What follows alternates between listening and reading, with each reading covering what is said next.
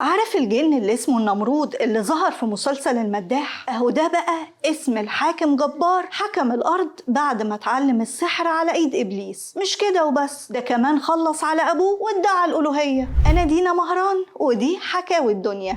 النمرود ابن كنعان ابن كوش ابن سام ابن نوح، ده اسمه على حسب كلام ابن كثير في كتابه البداية والنهاية، واتولد سنة 2035 قبل الميلاد في مملكة بابل في العراق، وكان أبوه حاكم المملكة. وفي يوم من الأيام والنمرود نايم في سريره ظهر له راجل عجوز ظهره محني، والراجل ده كان النمرود قبل كده أمر حراسه إنهم يخلصوا عليه بسبب إنه دخل على النمرود الحمام. فاستغرب النمرود لما دخل عليه أوضته وقال له أنت مين وأنت إزاي لسه عايش؟ فالراجل رد عليه وقال له إنه لو عايز يحكم الأرض كلها لازم يشوفه على هيئته الحقيقية. وأول ما النمرود وافق اتحول الراجل لكائن عملاق مقوس الظهر وجسمه كله شعر اسود، وطلب من النمرود انه يسجد له مقابل انه يديله قوة يحكم بيها الارض كلها. وللأسف وافق النمرود، وبعدها عرف ان اللي سجد له ده كان ابليس، عشان يكون ده اول عهد او اتفاق بين ابليس وبين انسان على الارض.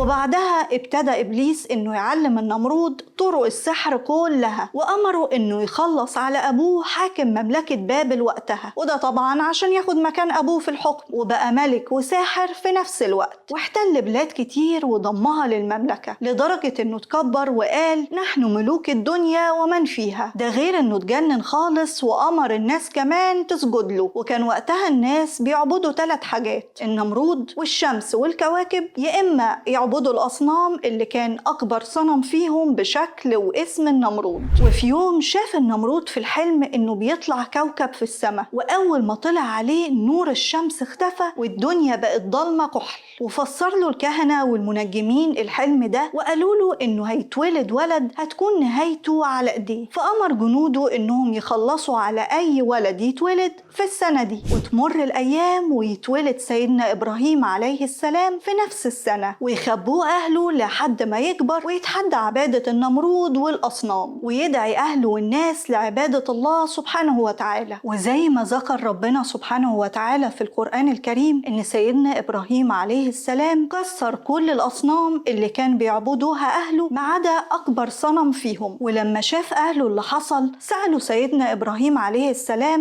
مين اللي عمل كده؟ فرد عليهم وقال لهم اسألوا كبيرهم، هو اللي سليم فيهم وأكيد شاف اللي حصل وعارف مين اللي عمل كده. ووصل الخبر للنمرود وأمر جنوده إنهم يخلصوا على سيدنا إبراهيم عليه السلام، فجهزوا له نار عشان يخلصوا عليه بيها، بس ربنا سبحانه وتعالى ما سابهوش وخلاها بردا وسلاما عليه زي ما قال في القرآن الكريم. وطبعا بعد اللي حصل ده النمرود اتجنن على الآخر، فقابل سيدنا إبراهيم عليه السلام وفضل يسأله عن ربنا سبحانه وتعالى. فقال له سيدنا إبراهيم إن ربنا سبحانه وتعالى قادر إنه يحيي ويميت. فالنمرود رد عليه بكبرياء وقال له إن هو كمان ممكن يعمل كده، فأمر حراسه إنهم يجيبوا له 2 محكوم عليهم بالإعدام، واحد أفرج عنه والتاني خلص عليه. فرد عليه سيدنا إبراهيم عليه السلام وقال له طيب لو كنت صادق احيي اللي انت خلصت عليه. وطبعا ده كان مستحيل، بس النمرود موقفش واستمر في سؤاله. فرد عليه سيدنا إبراهيم عليه السلام وقال له إن الله يأتي بالشمس من المشرق فأتي بها من المغرب. وهنا تنح النمرود ومعرفش يقول حاجة. وبعد المناظرة دي قال المفسرين نقلا عن زيد بن أسلم إن ربنا سبحانه وتعالى بعت للنمرود ملاك يأمره بالإيمان 3 مرات، وكل مرة كان بيرفض النمرود، لدرجة إنه آخر مرة رد على الملاك وقال له اجمع جموعك واجمع جموعي. وحسب كلام ابن كثير في كتابه البداية والنهاية قال إن النمرود جمع جيشه وجنوده وقت شروق الشمس، فبعت له ربنا سبحانه وتعالى جيش كبير من البعوض، لدرجة إنه حجب عين الشمس بالكامل. والبعوض ده خلص على جيش النمرود وسابوا شوية فتافيت، ودخلت بعوضة منهم في مناخير النمرود، ويقال إنها فضلت في مناخيره 400 سنة، فكان بيضرب راسه بالمرزبة طول المدة دي لحد ما ربنا سبحانه وتعالى خلص عليه بيها عشان تتكتب أغرب نهاية حاكم في حكاوي الدنيا.